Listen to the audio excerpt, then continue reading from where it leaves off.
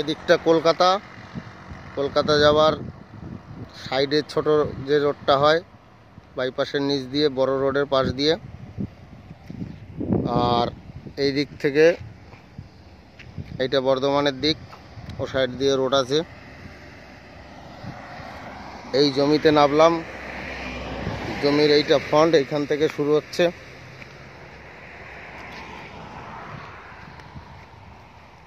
এইখান থেকে যে সাদা গরুটা আছে, এই গরুটা পেছন থেকে, পেছন দিক থেকে পেছনে যে গাছগুলো দেখা যাচ্ছে ওইখান থেকে ঘুরবে।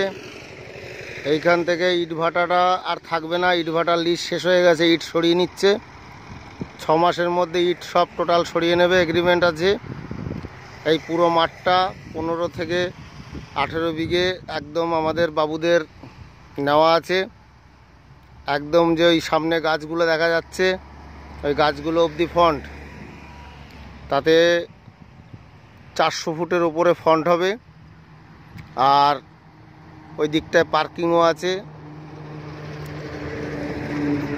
পুরো মাঠটা স্কেচ ভালো আছে, কোনো কোনা নেই, কোনো সরু লম্বা নেই, বেশ গোলাকার মাঠ। এক লিঙ্কেজ করা আছে, পুরো 15 বিঘে রেডি হবে, 15 থেকে 17 বিঘে রেডি আছে। এইটা ফন্ট, সামনে কোনো ব্রিজ নেই।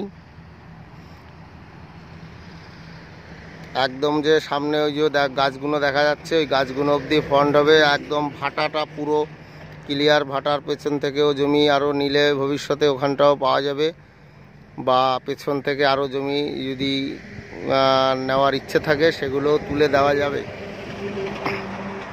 এই যে গরুটা দেখছেন, এই গরুটার সামনে দিয়ে সোজা চলে গেছে, ওই কালো গরুটা একদম ওইখানে, ওই যে মাটি সরিয়ে নেওয়া হচ্ছে ওইখানটা অবধি পাওয়া যাবে।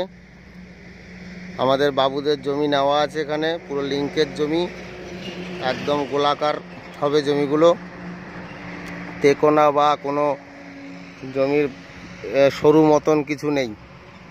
এই যে সব গাড়ি যাচ্ছে এখান থেকে সামনে, এই দিকটা কলকাতা, এই যে সব বর্ধমান। আবার দেখুন জমিগুলো এইখান থেকে শুরু হচ্ছে, একদম এই সাদা গরুটার পর দিয়ে ওই কালো গরু অবধি চলে যাবে।